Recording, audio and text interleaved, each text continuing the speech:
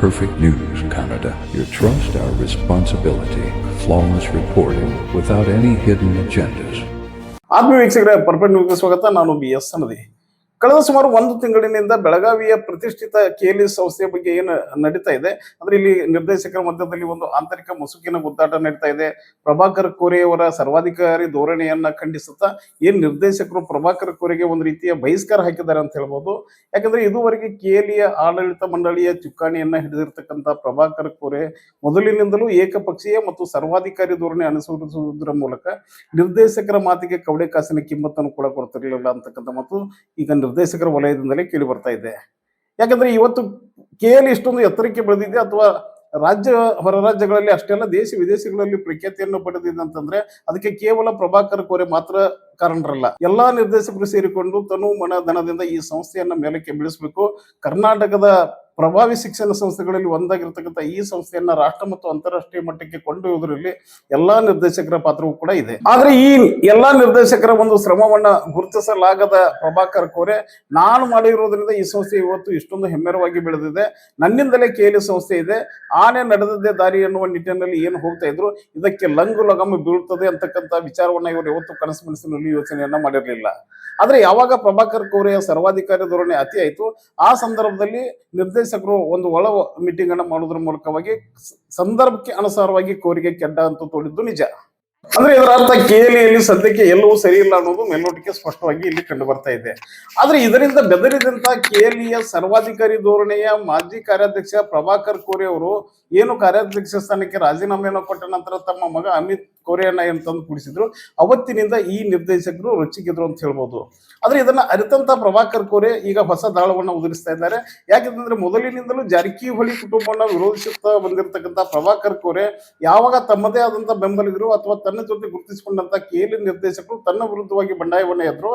ಇದರಿಂದ ಜಾಗೃತರಾದಂತ ಪ್ರಭಾಕರ್ ಕೋರೆ ಮೊನ್ನೆ ವಿಧಾನಸೌಧದಲ್ಲಿ ಜಿಲ್ಲಾ ಉಸ್ತುವಾರಿ ಸಚಿವರಾದಂತ ಸತೀಶ್ ಜಾರಕಿಹೊಳಿ ಅವರನ್ನ ಭೇಟಿಯಾದ್ರು. ಯಾಕೆಂದ್ರೆ ಇದು ರಾಜ್ಯ ರಾಜಕಾರಣದ ವಿಷಯ ಆಗಿರೋದ್ರಿಂದ ಅಥವಾ ಇಬ್ಬರು ಪ್ರಭಾವಿ ರಾಜಕಾರಣಿಗಳು ಆಗಿರೋದ್ರಿಂದ ಒಬ್ಬರಿಗೆ ಒಬ್ಬರು ಭೇಟಿಯಾಗುವುದು ಸಹಜವಾಗಿ ಎನಿಸಿದ್ರು ಕೂಡ ಇದರ ಲೆಕ್ಕಾಚಾರವೇ ಬೇರೆ ಇದೆ. ಯಾಕಂದ್ರೆ ಪ್ರಭಾಕರ್ ಕೋರೆ ಸತೀಶ್ ಜಾರಕಿಹೊಳಿ ಅವರನ್ನ ಭೇಟಿಯಾಗುವುದರಲ್ಲಿ ಒಳ ಅರ್ಥ ಖಂಡಿತ ಇದೆ. ಯಾಕೆಂದ್ರೆ ಮುಂದಿನ ದಿನಗಳಲ್ಲಿ KLE ಎಲ್ಲಾ ನಿರ್ದೇಶಕರು ಸೇರಿಕೊಂಡು ಏನಾದರೂ ಜಾರಕಿಹೊಳಿ ಅವರ ಜೊತೆಗೆ ಗುರುತಿಸಿಕೊಂಡು ತನ್ನ ಮೇಲೆ ಕುತಂತ್ರ ಅಥವಾ ಷಡ್ಯಂತ್ರವನ್ನ ಮಾಡುವುದರ ಮೂಲಕ ತನ್ನ ಏಳಿಗೆ ಅಥವಾ ಬೆಳವಣಿಗೆಗೆ ಅಡ್ಡಗಾಲಾಗಬಹುದು ಅಥವಾ ತನ್ನ ಅಧಿಕಾರ ನಾನು ಕಳೆದುಕೊಳ್ಳುವಂತ ಪರಿಸ್ಥಿತಿ ಬಂದರೂ ಬರ್ಬೋದು ಅನ್ನುವ ನಿಟ್ಟಿನಲ್ಲಿ ಸಂಧಾನ ಸೂತ್ರ ಎನ್ನುವಂತೆ ಅಥವಾ ಈ ಸಮಸ್ಯೆಯ ಗಂಭೀರತೆಯನ್ನು ಅರಿತಂತ ಪ್ರಭಾಕರ್ ಕೋರೆ ಸತೀಶ್ ಜಾರಕಿಹೊಳಿ ಅವರನ್ನ ಭೇಟಿ ಆಗ್ತಾರೆ. ಈ ವಿಡಿಯೋ ಈಗಾಗಲೇ ರಾಜ್ಯಾದ್ಯಂತ ತುಂಬಾ ಕುತೂಹಲ ಕೂಡ ಸೃಷ್ಟಿ ಮಾಡಿದೆ. ಯಾಕೆ ಇಲ್ಲಿ ಸತೀಶ್ ಜಾರಕಿಹೊಳಿ ಅವರನ್ನ ಕೋರೆ ಭೇಟಿ ಆಗೋದ್ರಲ್ಲಿ ವಿಶೇಷ ಅಂತಂದ್ರೆ ಸುಮಾರು 20 ದಿನಗಳ ಹಿಂದೆ ಏನು ಪ್ರಭಾಕರ್ ಕೋರೆ ಅವರ ಜನ್ಮದಿನಾಚರಣೆ ಕಾರ್ಯಕ್ರಮ ಅಂಕಲಿಯಲ್ಲಿ ನಡೀತು. ಆ ಸಂದರ್ಭದಲ್ಲಿ ಬೆಳಗಾವಿ ಜಿಲ್ಲೆಯ ಎಲ್ಲಾ ಸಮಾಜದ ಮತ್ತು ಎಲ್ಲಾ ಮುಖಂಡರನ್ನ ಇವ್ರನ್ನ ಕರೆದಿದ್ರು.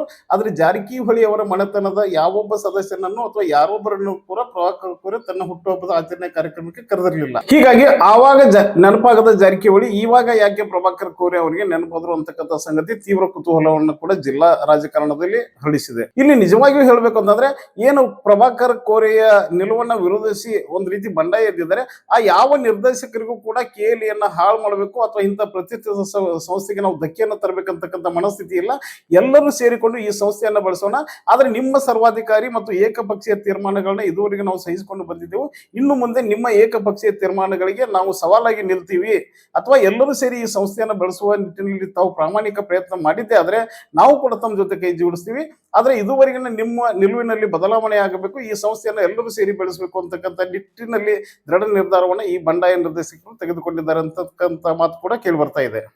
ಯಾಕೆಂದ್ರೆ ಈ ಸಂಸ್ಥೆಯನ್ನ ಕಟ್ಟುವುದರಲ್ಲಿ ಪ್ರಮುಖವಾಗಿ ನಾನು ಹಿಂದೆ ಕೂಡ ಸುಮಾರು ವಿಡಿಯೋದಲ್ಲಿ ಹೇಳಿದ್ದೆ, ಈ KLEಯ ಸಂಸ್ಥೆಯ ಆಗು ಹೋಗೋಣ ನೋಡೋದ್ರ ಜೊತೆಗೆ ಸರ್ಕಾರದ ಮಟ್ಟದಲ್ಲಿ ಎಲ್ಲ ರೀತಿಯ ಕೆಲಸಗಳನ್ನ ತಂದು ಆ ಕೆಲಸವನ್ನ ಮಾಡಿದಂತ ಕ್ರೆಡಿಟ್ ಮಾಂತೇಶ್ ಕವಟಿಮಠ ಅವರಿಗೆ ಹೋಗ್ತಾ ಇದೆ. ಯಾಕಂದ್ರೆ ಈಗಾಗಲೇ ನಾವು ಅನೇಕ ಬಾರಿ ಹೇಳಿದ್ದೀವಿ, ಕೋರೆ ಅವರ ನಂತರದ KLE ಸಂಸ್ಥೆಯ ಉತ್ತರಾಧಿಕಾರಿ ಯಾರು ಅಂತ ಹೇಳಿದ್ರೆ ಅದು ಕವಟಿಮಠ ಮನೆತನದ ಮಾಂತೇಶ್ ಕವಟಿಮಠ ಅಂತಕ್ಕಂಥ ಮಾತು ಸರ್ವೇ ಸಾಮಾನ್ಯವಾಗಿ ಎಲ್ಲರಲ್ಲೂ ಕೇಳ್ಬರ್ತಕ್ಕಂಥ ಹೆಸರಿತ್ತು.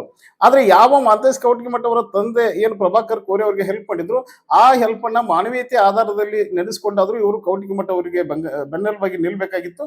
ಆದ್ರೆ ಪ್ರಭಾಕರ್ ಕೋರೆ ನೇರವಾಗಿ ಕೇವಲ ಮಾಂತೇಶ್ ಕವಟಿಮಠ ಒಬ್ಬರಿಗೆ ದ್ರೋಹ ಮಾಡಲಿಲ್ಲ, ಇಡೀ KLE ನಿರ್ದೇಶಕರ ದ್ರೋಹ ಮಾಡಿದ್ದಾರೆ ಅಂತಕ್ಕಂಥ ಮಾತು ಮಾತು ಜಿಲ್ಲಾ ರಾಜಕಾರಣದಲ್ಲಿ ಕೇಳಿ ಬರ್ತಾ ಇದೆ. ಯಾಕೆ ಈ ರೀತಿಯ ಬದಲಾವಣೆಗಳು ಬೆಳಗಾವಿ ಜಿಲ್ಲಾ ರಾಜಕಾರಣ ಇರ್ಬೋದು ಅಥವಾ ಸಹಕಾರಿ ಸಂಘಗಳಲ್ಲಿ ಇರ್ಬೋದು ಯಾಕೆ ಕಂಡು ಬರ್ತಾ ಇದೆ ಅಂತಂದ್ರೆ, ಏನು ನಾನು ಲಿಂಗಾಯತ ಮುಖಂಡರ ಒಬ್ಬ ದೊರೆ ಅಂತಕ್ಕಂಥ ಅಂದ್ರೆ ಒಂದು ರೀತಿ ಅನವಶ್ಯಕ ದೊರೆ ಅಂತ ಹೇಳಿ ಪ್ರಭಾಕರ್ ಕೋರೆ ಅವರು ತಿಳ್ಕೊಂಡಿದ್ರು.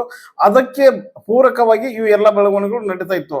ಆದ್ರೆ ಯಾವಾಗ ಮೊನ್ನೆ ಸಚಿವ ಸಂಪುಟ ವಿಸ್ತರಣೆ ಆಯಿತು ಆ ಸಂದರ್ಭದಲ್ಲಿ ಲಕ್ಷ್ಮಣ ಸವದಿ ಅವರನ್ನ ಜಿಲ್ಲಾ ರಾಜಕಾರಣದಲ್ಲಿ ಮುಂಚೂಣಿಯಲ್ಲಿ ತಂದು ಏನು ಸರ್ಕಾರದ ಮಂತ್ರಿಯನ್ನಾಗಿ ಕಾಂಗ್ರೆಸ್ ಸರ್ಕಾರ ಮಾಡಿತ್ತು, ಅವತ್ತಿನಿಂದ ಜಿಲ್ಲಾ ರಾಜಕಾರಣದ ಸಮೀಕರಣ ಕೂಡ ಬೇರೆ ಆಗಿದೆ.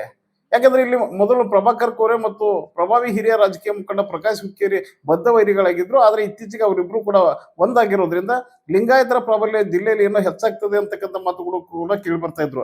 ಆದ್ರೆ ಯಾವಾಗ ಲಕ್ಷ್ಮಣ ಸವದಿ ಅವರನ್ನ ಮಂತ್ರಿಯನ್ನಾಗಿ ಮಾಡಿದ್ರು ಆ ಸಂದರ್ಭದಲ್ಲಿ ಶತ್ರುವಿನ ಶತ್ರು ಮಿತ್ರ ಅನ್ನುವ ರೀತಿಯಲ್ಲಿ ಜಿಲ್ಲಾ ರಾಜಕಾರಣದಲ್ಲಿ ಅಲ್ಪ ಸ್ವಲ್ಪ ಬದಲಾವಣೆಗಳು ಕೂಡ ಕಂಡು ಬರ್ತಾ ಇದೆ. ಇದೆಲ್ಲವನ್ನ ನೋಡಿ ಬೇಸತ್ತಂತ ಜಿಲ್ಲೆಯ ಜನಸಾಮಾನ್ಯರು ಮತ್ತು ಲಿಂಗಾಯತ ಸಮಾಜದ ನಾಗರಿಕರು ಯಾವ ಒಂದು ತೀರ್ಮಾನಕ್ಕೆ ಬಂದಿದ್ದಾರೆ ಅಂತಂದ್ರೆ, ಏನು ಅಧಿಕಾರವನ್ನ ಹೊಂದಿರತಕ್ಕಂಥ ಅಧಿಕಾರಶಾಹಿ ನಾಯಕರು ಬೆಳಗಾವಿ ಜಿಲ್ಲಾ ಲಿಂಗಾಯತರನ್ನ ಮುಂದೆ ಇಟ್ಕೊಂಡು ರಾಜಕಾರಣವನ್ನ ಮಾಡ್ತಾ ಇದ್ದಾರೆ ಹೊರತಾಗಿ ಲಿಂಗಾಯತರ ಸಂಘಟನೆ ಮಾಡೋದಕ್ಕಾಗ್ಲಿ ಅಥವಾ ಅವರನ್ನ ಬೆಳೆಸೋದಕ್ಕಾಗ್ಲಿ ಪ್ರಾಮಾಣಿಕ ಪ್ರಯತ್ನವನ್ನ ಯಾರು ಪ್ರಭಾಕರ್ ಕೋರೆ ಕೂಡ ಮಾಡ್ತಾ ಇಲ್ಲ, ಇನ್ನುಳಿದ ಲಿಂಗಾಯತ ಮುಖಂಡರು ಕೂಡ ಮಾಡ್ತಾ ಇಲ್ಲ ಅನ್ನುವ ನಿಟ್ಟಿನಲ್ಲಿ ಮುಂದಿನ ದಿನಗಳಲ್ಲಿ ಏನಾದರೂ ಈ ಸಮಾಜದ ಅಂದ್ರೆ ಲಿಂಗಾಯತ ಸಮಾಜದ ನಾಯಕತ್ವ ಯಾರ ಕೈಗೆ ಸೇರಿದ್ರೆ ಒಳ್ಳೇದಿರ್ತದೆ ಅಂತಕ್ಕಂಥ ವಿಚಾರ ಬಂದಾಗ ಅಲ್ಲಿ ಮಂಚೂಣಿಯಲ್ಲಿ ಬರ್ತಕ್ಕಂಥ ಹೆಸರೇ ಮಹಾಂತೇಶ್ ಕವಟಗಿಮಠ ಅವರದ್ದಾಗಿದೆ.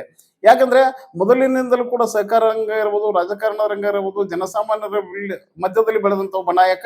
ಅದರ ಜೊತೆಗೆ ಹಲವಾರು ಮಠಾಧೀಶರೊಂದಿಗೆ ಉತ್ತಮ ಒಡನಾಟವನ್ನು ಹೊಂದುವುದರ ಮೂಲಕ ಸಚ್ಚಾರಿತ್ರ್ಯವಂತ ವ್ಯಕ್ತಿತ್ವವನ್ನು ಗಳಿಸಿದಂತ ಮಹಾಂತೇಶ್ ಕವಟಗಿಮಠ ಅವರಿಗೆ ಮುಂದಿನ ದಿನಗಳಲ್ಲಿ ಸಮಾಜದ ನಾಯಕತ್ವ ಸಿಗಲಿ ಅಂತಕ್ಕಂಥ ವಿಷಯವನ್ನ ಜನ ಈಗ ಮಾತಾಡ್ಕೊಳ್ತಾ ಇದ್ದಾರೆ. ಏನೇ ಆಗ್ಲಿ ಇನ್ನು ಕೆಲವು ದಿನಗಳವರೆಗೆ ನಾವೆಲ್ಲರೂ ಕಾಯ್ದು ನೋಡೋಣ. KLEಯಲ್ಲಿ ಏನು ಆಂತರಿಕವಾಗಿ ಭಿನ್ನಾಭಿಪ್ರಾಯ ನಡೀತಾ ಇದೆ ಅಥವಾ ಒಂದು ಬಂಡಾಯ ಎದ್ದಿದೆ, ಈ ಬಂಡಾಯ ಯಾವ ರೀತಿಯಾಗಿ ಶಮನ ಆಗಿ ಮುಂದಿನ ದಿನಗಳಲ್ಲಿ KLE ಸಂಸ್ಥೆಯ ಮೇಲೆ ಯಾವ ರೀತಿಯಾದಂತಹ ಪರಿಣಾಮವನ್ನು ಬೀಳ್ತದೆ ಅಂತಕ್ಕಂಥ ವಿಷಯವನ್ನ ನಾವು ಕೂಡ ಕೆಲವು ದಿನಗಳವರೆಗೆ ಕಾಯ್ದುಕೊಂಡು ನೋಡೋಣ. ಮತ್ತೆ ಹೆಚ್ಚಿನ ಅಪ್ಡೇಟ್ ತರುವುದರ ಮೂಲಕ ತಮ್ಮ ಗಮನಕ್ಕೆ ಈ ವಿಷಯವನ್ನು ತರತಕ್ಕಂಥ ಪ್ರಾಮಾಣಿಕ ಪ್ರಯತ್ನವನ್ನು ಮಾಡ್ತೀವಿ. ಅಲ್ಲಿವರೆಗೂ ಭಗವಂತ ತಮ್ಮೆಲ್ಲರಿಗೂ ಒಳ್ಳೆಯದನ್ನ ಮಾಡಿ.